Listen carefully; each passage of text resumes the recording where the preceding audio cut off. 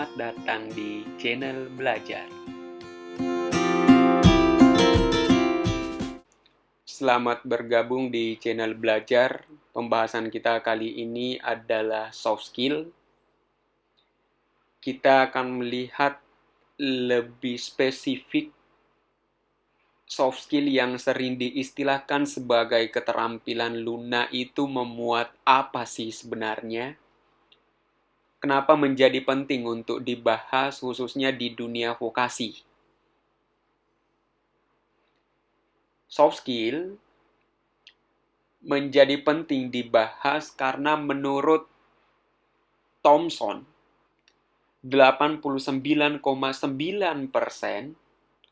orang mengalami kegagalan naik jabatan atau bahkan keluar dari tempat bekerjanya itu karena soft skill-nya bermasalah.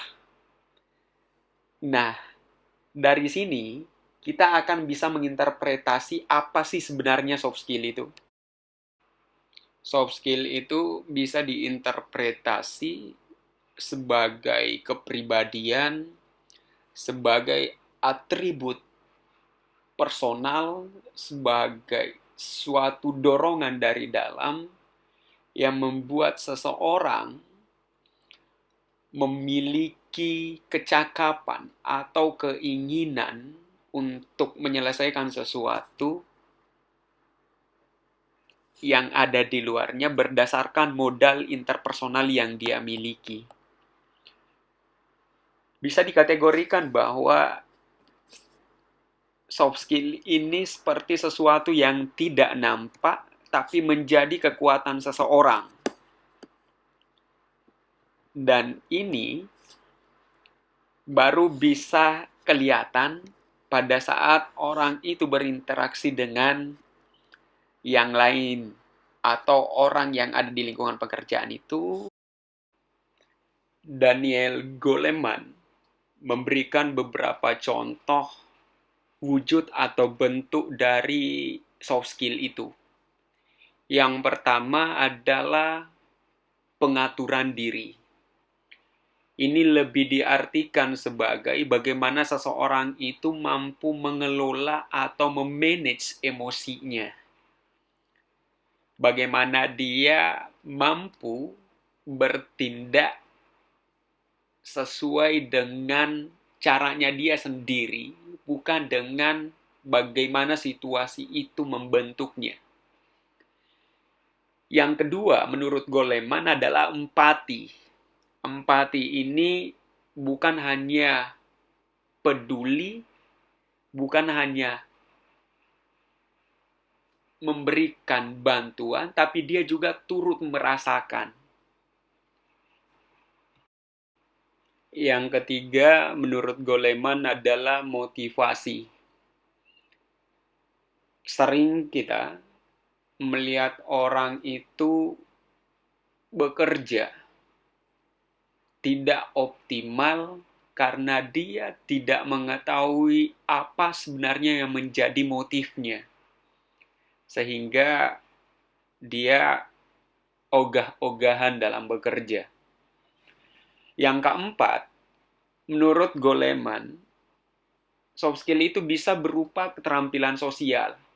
Keterampilan sosial contohnya adalah inisiatif. Bagaimana seseorang ketika dia bekerja melihat partner kerjanya kesusahan, dia tidak diminta, tetapi ikut memberikan bantuan. Kemudian contoh lainnya adalah komunikasi. Bagaimana komunikasi yang bisa dimaksudkan bukan soal interaksi semata, tapi bagaimana sesuatu itu bernilai. Bagaimana yang diobrolkan itu punya dampak terhadap pekerjaan. Dan yang terakhir, menurut Goleman, yang bisa sebagai contoh dari soft skill itu adalah kesadaran diri. Kesadaran diri ini maksudnya adalah bagaimana kita sebagai manusia mampu mengetahui batasan dan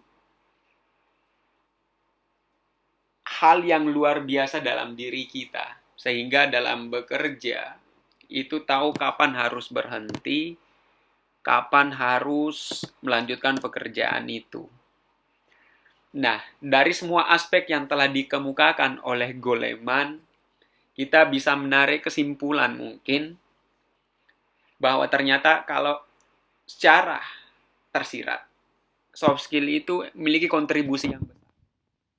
Karena meskipun kita memiliki keterampilan kasarnya, tapi kita tidak punya motivasi, kita malas-malasan, maka tentu tidak akan berhasil pekerjaan itu dan besar kemungkinan kita akan mendapatkan nilai yang rendah dari partner kerja atau tempat kita bekerja. Yang lain, sebagai contoh, meskipun kita jago sebagai ahli IT misalnya, atau montir, tapi jika setiap saat kita tidak bisa menjaga barang-barang di perusahaan, maka perusahaan akan memiliki tingkat kepercayaan yang rendah kepada kita. Ini dampaknya dari soft skill. Untuk lebih detail pembahasan tentang soft skill ini, kurang lebih ada 18 item, akan kita bahas pada pertemuan yang lain. Kita akan jelaskan satu persatu bagian-bagian dari soft skill itu. Sekian untuk pertemuan kita hari ini. Terima kasih. Mohon maaf atas segala keterbatasan. Sampai ketemu di ruang belajar berikutnya.